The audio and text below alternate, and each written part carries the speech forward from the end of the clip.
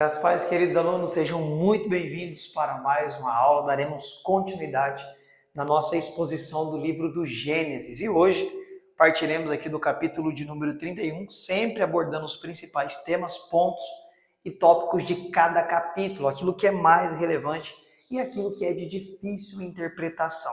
E eu quero acreditar que você já está com sua Bíblia em mãos, seu caderno e sua caneta para que você possa acompanhar e também fazer as suas anotações. Então, bora para a nossa aula. Vamos lá.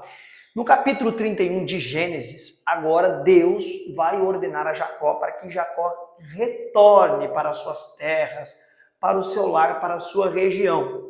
E é aqui que vai dar-se a volta de Jacó. Então Jacó se levanta, anuncia sua retirada, convoca toda a sua família, toda a riqueza que ele ganhou nesses anos que ele teve ali na casa de seu tio Labão, ok? E agora ele decide voltar para as suas terras. E é curioso que ainda no capítulo de número 31, Labão, ele vai ficar perplexo e vai levantar todo o seu povo da sua casa ali, os seus serviçais, para ir atrás de Jacó e de suas filhas, de seus netos e de toda a sua família. Por quê? Porque algo sumiu da casa de Labão. Algo sumiu e ele quer de volta isso que sumiu. E por incrível que pareça, o que vai sumir da casa dele é o quê? Ídolos. Ídolos chamado ídolos dos lares, o ídolo do lar. É isso que vai sumir da casa de Labão. E diz o texto que quem pegou esses ídolos foi Raquel. Raquel, sua filha, mulher de Jacó, ela pega alguns ídolos dos lares e leva embora junto com eles na peregrinação de volta para as terras de Jacó. Aí você pode se perguntar, peraí, como Raquel, mulher de Jacó, pessoal, mulher de Jacó, meu Deus, ela roubou ídolos? E como assim? Labão a todo momento dá a entender que serve o Deus de Abraão. Como que dentro da casa de Labão havia ídolo dos lares, também chamado de tefilins, tefilins também chamado aí, era um dos termos usados para esses ídolos dos lares. E quando você lê essa passagem, Labão desesperado porque sumiu esses ídolos do lar, eles vai atrás, isso está aí nas coisas, parece que está muqueado, guardado ali nas coisas de Raquel, é o que dá para entender pelo texto. E Deus não fala nada com Jacó, que a mulher dele está levando ídolos embora com ela, Isso parece que é idolatria, E você não vê nada também Deus falando o desespero de Labão para recuperar esses ídolos dos lares, Ou do lar, ídolos do lar. Pessoal, isso daqui é muito importante e para entender isso daqui, envolve-se a arqueologia. Por bondade de Deus, eu tive o privilégio de por três vezes Deus me deu esse privilégio, de ir no maior museu de arqueologia bíblica da América Latina. Eu estive lá. E lá neste museu tem original esses ídolos dos lares da época do Velho Testamento, até mesmo da época de Abraão, pessoal. E o que isso significa para aquele contexto da época, para a cultura da época? Na verdade, quando nós falamos de ídolos, nós já imaginamos idolatria, se curvar para venerar, para adorar. Mas esses ídolos dos lares ou do lar não tinha nada a ver com culto pagão ou com idolatria. Na verdade, esses pequenos que são mais ou menos desse tamanhozinho assim, é umas estátuas pequenininhas, parecendo uma mulherzinha, outros parecem um bezerrinho, É bem pequenininho assim, mais ou menos desse tamanho, feito de barro. O que significava e representava isso daqui para eles, Esses ídolos dos lares nessa época aqui. Isso para eles era como se fosse hoje a escritura aqui, ó, a escritura, tentar fazer uma folha aqui, ó. A escritura que você tem em mãos para comprovar que a casa que você mora é sua, que a sua fazenda é sua, que a sua chácara é sua, seria o documento da sua propriedade. Era isso que significava o ídolos ou ídolos dos lares. Por isso você vai ver o desespero de Labão para correr atrás para recuperar isso. Por quê?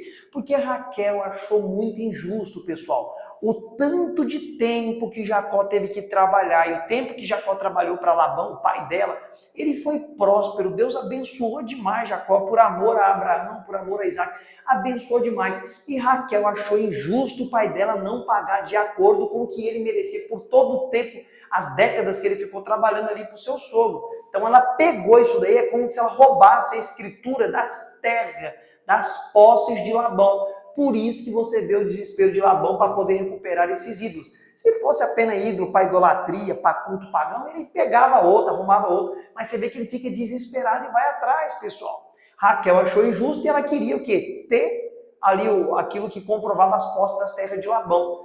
Foi errado o que ela fez? Foi errado. Mas aqui o que eu quero mostrar para vocês é o desespero deste homem para poder recuperar essas pequenas estátuas que para eles era como comprovar a posse de terra, ok? E quando você vai no museu, no maior museu de arqueologia bíblica do Brasil, quando eles mostram esses ídolos lá para você, eles contam essa mesma história que eu estou te contando. Isso a arqueologia, a cultura judaica que nos ensina, ok? Isso daqui você praticamente nunca vai conseguir entender só lendo o texto, né? Na verdade, quando você lê o texto, você vai se encontrar com um drama, falando, mas peraí, tem ídolo do meio, Deus não está falando nada, Deus não repreende, Deus não briga, Deus não exorta, Deus não fala que é idolatria. Por quê? Porque está ligado à cultura e à posse de terra. Beleza? Espero que você tenha gostado dessa interpretação. E assim fecha o capítulo 31. No capítulo de número 32, agora Jacó continua a peregrinação, porque aí ele vai ter, na verdade, estou atropelando, calma aí.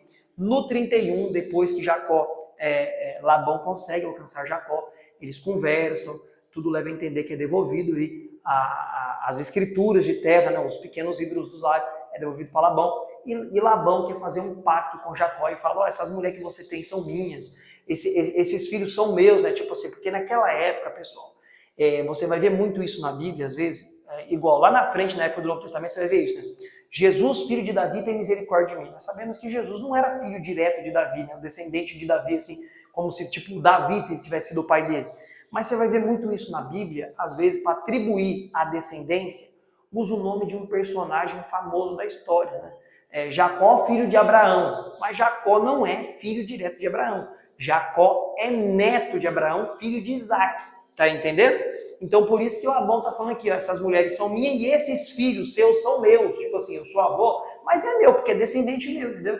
Então, ele não queria que fosse embora, porque como eu falei para vocês, dentro dessa cultura do Velho Testamento, quanto maior fosse a família, para eles o título era maior perante a sociedade, era um grande clã, era até chamado às vezes de rei. Por isso que quando fala nos textos que nós já passamos, que Abraão guerreou com 4 reis, alguns intérpretes, historiadores entendem que na verdade eram 4 famílias gigantes, que tinham muito descendente, e o nome dos líderes eles eram chamados de reis. Talvez era por isso aqui que Labão não queria que Jacó fosse embora, que essa turma gigante que ele tinha, né?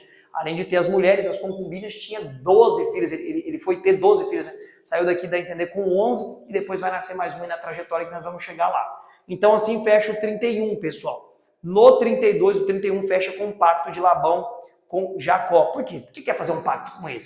Igual Abimeleque quis fazer um pacto com Isaac. Porque esses homens aqui são os homens da bênção, né? Homens escolhidos por Deus. Você ia perder a oportunidade de fazer um pacto, uma aliança com um homem desse? Mas de maneira nenhuma. Você vai ver que tem muito essa ideia de pacto. Ou seja, tipo assim, se você precisar eu te ajudo, eu te abençoo sua descendência, abençoa a minha. Eles tinham muito essa ideia de pacto, porque eles eram tribais, né? Eram de tribos, certo? Aí vai começar o 32, como Jacó está voltando, ele já quer armar o terreno ali. Lembra que lá atrás, quando ele foi para a terra do seu tio Labão, e amando de seu pai Isaac, ele estava fugindo aí da face do seu irmão Esaú, que ele tinha roubado a bênção de Esaú? Agora ele está armando o terreno, ele está voltando e ele quer ter um encontro com Esaú, e ele sabe que Deus também honrou Esaú. Cresceu demais, ficou famoso, poderoso, é um homem de posses, e ele está morrendo de medo agora de Esaú aniquilar, destruir ele e a família dele. Então ele envia mensageiros para Esaú falando que está voltando e ele não sabe como Esaú iria recebê-lo. A chegar ao ponto dele começar a mandar presentes, né? Ele tinha muito medo de Esaú matar ele, destruir ele, porque a mensagem que chegou é o seguinte, ó, Esaú, ele vai te receber, mas ele está vindo para te encontrar com 400 homens. Isso é um exército, gente. Você imagina o medo agora, Jacó com a família dele, tinha servos, tinha animal, mas não tinha 400 homens à disposição para guerrear, pessoal. Então mostra o poderio de Esaú, né? E ele morrendo de medo ali, continua a peregrinação, mas começa a enviar presentes, né? Mandar rebanhos para ele como presente, né? Quando chegava perto o rebanho, Esaú via, né? Era a ordem de Jacó, isso aqui é um presente, é do Senhor, é do seu servo, né? Colocando Jacó como servo de Esaú. Jacó não tinha nada de bobo, não. Jacó não tinha nada de bobo. E Jacó está indo em direção a Esaú, mas primeiro ele vai ter ali uma passagem pelo vale de Jaboque, e tudo leva a entender que isso foi na calada da madrugada, quando aparece aquele anjo misterioso para ele, né? Que nós entendemos que é o anjo do Senhor, ó. Lembra isso daqui, ó. Anjo do Senhor, pessoal. Esse anjo do Senhor, nós entendemos que é uma aparição de Jesus Cristo no Velho Testamento. Por quê? Esse anjo do Senhor é o único que recebe adoração na Bíblia. Anjo não recebe adoração, mas esse anjo em especial, o anjo do Senhor, ele recebe adoração. E depois dessa contenda, dessa briga, dessa disputa que Jacó tem com este anjo do Senhor, né, que provavelmente apareceu como um homem, como todos apareciam, esse anjo diz o seguinte para ele: por que brigastes com Deus face a face? Tu não se chamará mais Jacó, mas se chamará Israel, que significa príncipe de Deus. E é interessante que Jacó, o anjo quer subir, a alva está chegando. O que é a alva? O primeiro raiar do dia da manhã, né? Quando o sol está saindo ali é chamado de alva, né? Alva é um termo ali da época também para clarear, raiar do dia. E o anjo diz: eu preciso subir. E Jacó fala: você não vai subir até me abençoar, eu quero me abençoar. Tem até hino isso aí, né? Quem é mais antigo da Assembleia, lembra? Jacó segurou o anjo e não quis largar. Eu cresci ouvindo esses louvores aí. Então o anjo toca na juntura da coxa de Jacó e diz o texto que daí em diante Jacó ficou coxo, pessoal, de andar meio que mancando. Não, aliás, coxo não. Começou a andar mancando porque feriu ali debaixo da coxa como marca que ele disputou com Deus. E por isso, colocar a mão debaixo da coxa dentro do judaísmo do Velho Testamento, você vai ver muito essa expressão, né? Coloca a mão debaixo da minha coxa e jura pelo Eterno. Virou um pacto de seriedade, de aliança. E também tem uma tradição judaica que muitos não comem as coxas do animal ou a juntura da coxa por conta disso daqui que aconteceu com Jacó. Mas isso é mais cultura judaica, tá bom? E ali foi trocado então o nome de Jacó para Israel, príncipe de Deus, ou aquele que disputou com Deus. E fecha o capítulo 32. No capítulo 33 tem o grande, aguardado e memorável encontro de Jacó com Esaú, pessoal. Tem um grande encontro aí de Jacó com Esaú, certo? E é interessante que nesse encontro aqui diz o texto que eles se abraçam e começam a chorar, né? E aí a família de Jacó, que ele deixou vir na retaguarda, alguns na frente, outros na retaguarda, quando chega perante Esaú, se prostam em reverência a ele, na autoridade dele. E aí Esaú devolve os presentes que Jacó deu, falando: não, eu já tenho muito, pega isso aqui para você. E aí tem esse encontro maravilhoso, esse encontro aí foi perdoado, dá a entender que colocou uma pedra em cima do que aconteceu lá atrás, lá, né? Do engano, de tudo, de fugir. Se alegraram muito, são família, né, pessoal? Os parentes podem brigar, mas não tem como, é sangue, é descendente, não tem como ficar embirrado, brigado com o irmão, com o parente. Isso não existe, pessoal, na verdade com ninguém, mas principalmente com o parente.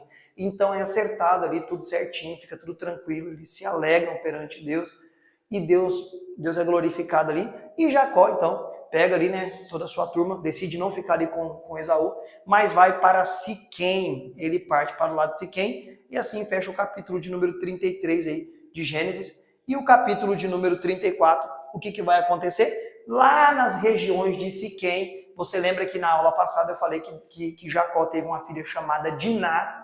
Lá nas terras de Siquém, Diná, ela é violentada ou violada por um dos filhos dos líderes da cidade, certo? Ela é violada e isso causa uma revolta imensa. Por quê? Porque eles tinham o costume, como nós estamos vendo aqui com Isaac e com Jacó, de casar entre eles, entre parentes, né? Entre o pessoal da sua tribo ali. Eles não tinham esse costume aí de misturar com outros povos, principalmente por conta do paganismo. E isso causou uma revolta terrível, pessoal, entre eles. Uma revolta terrível e lastimável. E aí o que acontece? Jacó fala que não pode ser assim, não é assim, eles não têm esse costume. E aí o rapaz apaixonadão por Diná, né? Devia ser linda, maravilhosa, de ser muito bela, Diná, filha de Jacó, ele fala o seguinte, ó, o seu Deus é o meu Deus, e vamos fazer o seguinte, o que for preciso aí eu faço para ficar com Diná, para assumir Diná, já que ele acabou conhecendo a menina ali, né, desflorou a menina. E o que acontece? Jacó fala que eles precisam circuncidar, porque é o pacto que Deus pediu para Abraão, circuncidar os homens. Então eles queriam entrar ali para o povo de Deus, precisaria cortar o prepúcio, né? Fazer ali aquela, hoje chamada de operação de fimose, cortar a pelinha ali do órgão genital masculino, certo? Aquela pelinha de cima ali. E isso foi feito, eles já são adultos, pessoal, então vai ter que ter todo um resguardo, pode inflamar, causa muita dor. Só que aí teve 2 filhos de Jacó que não gostou dessa ideia de jeito nenhum, do que esse homem fez com a irmã deles. E na calada da madrugada, no capítulo de número 34, Simeão e Levi levanta e mata, faz um massacre, mata quase todos os homens ali da vila de Siquém, faz uma calamidade. E isso prejudicou o velho Jacó, que já era velho para arrebentar, teve que sair fugido na calada da madrugada aí, meio que escondido, porque os 2 filhos, Simeão e Levi, não aceitaram a irmã ser violada e matou quase que todo mundo da cidade, ó. Perna para quem te quer, o velho Jacó no meio teve que sair vazado para não sobrar para ele também, pessoal. E assim fecha o capítulo de número 34. Já no capítulo de número 35, galera, os pontos principais aí é o seguinte, né? Deus vai mandar Jacó a Betel para morar ali. Lembra Betel lá, o lugar de adoração, onde foi levantada uma coluna, que o nome de Cristo foi adorado ali. Então agora Jacó vai para a região de Betel e começa a habitar ali.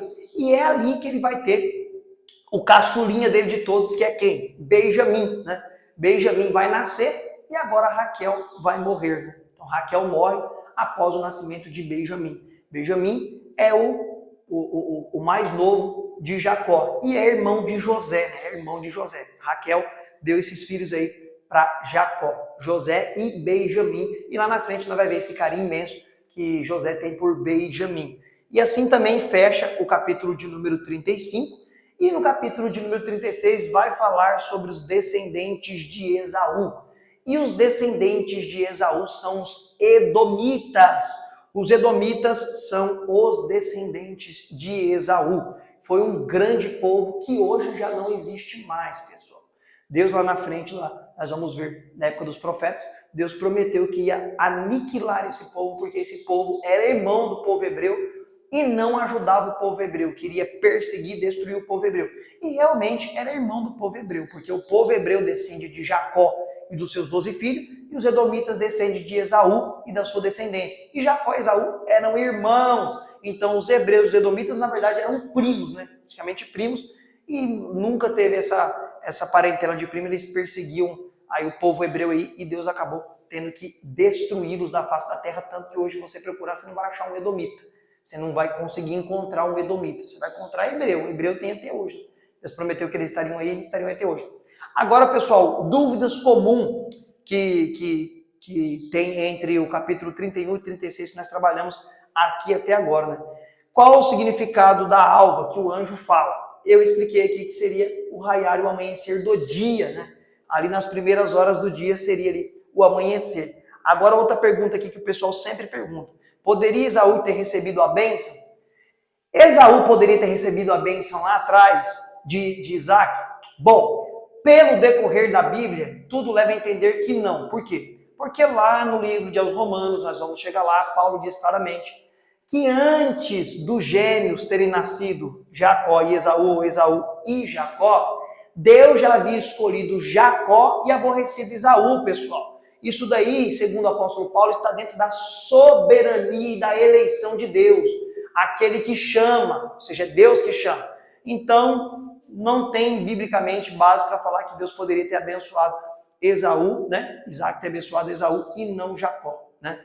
Então, com isso, sim, independentemente, Deus já tinha escolhido Jacó e não Esaú. Deus queria de Jacó fazer o povo aí que ele tinha predestinado para ser o povo que levaria o seu nome perante todas as nações. Galera, essa foi a nossa aula de hoje, ok? A próxima aula aí tem muita coisa boa para nós. Eu espero que você tenha gostado até aqui e aprendido muito para a glória do nome de Jesus. E até a próxima aula com a graça de Deus.